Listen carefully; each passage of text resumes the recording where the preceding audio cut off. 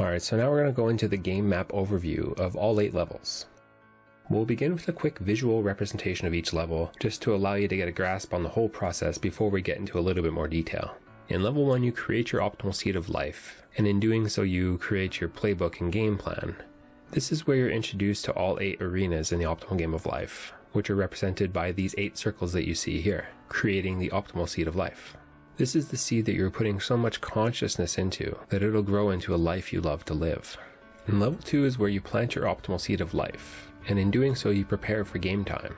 This is making sure the seed of the life you love to live is well nurtured and in an environment that supports growth. And in level 3 you grow out of your shell and you put the plan into action. So at this point your optimal seed of life has grown some roots, which means you've started to experience the beginning of a life you love to live. Level 4 is where you refine and rejuvenate, so this is where you work on getting rid of the weeds in the garden, making sure your seed has plenty of water and sunshine, which is another way of saying that this is the level where you become aware of and get rid of what's not working for you, while at the same time becoming aware of and add more of what is working for you. In level 5 you grow stronger and you start to make a difference. As a plant you begin to grow leaves, which is the ability to exchange resources with your environment more easily, and therefore allowing you to grow while also helping the environment out.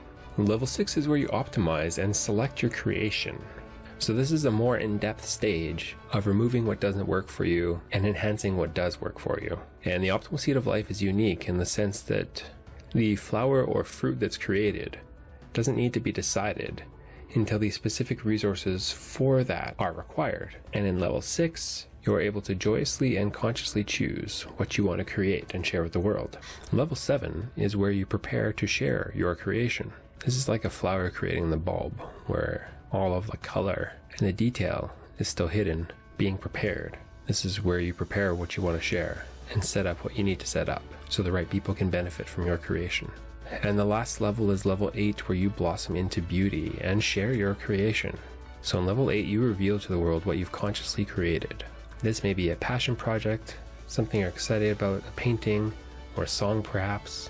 This can be a helpful checklist that you give to people that are in your field. This can be a mini course that's on something you're interested in or something that you're expert in. The fun thing is, you don't have to know yet.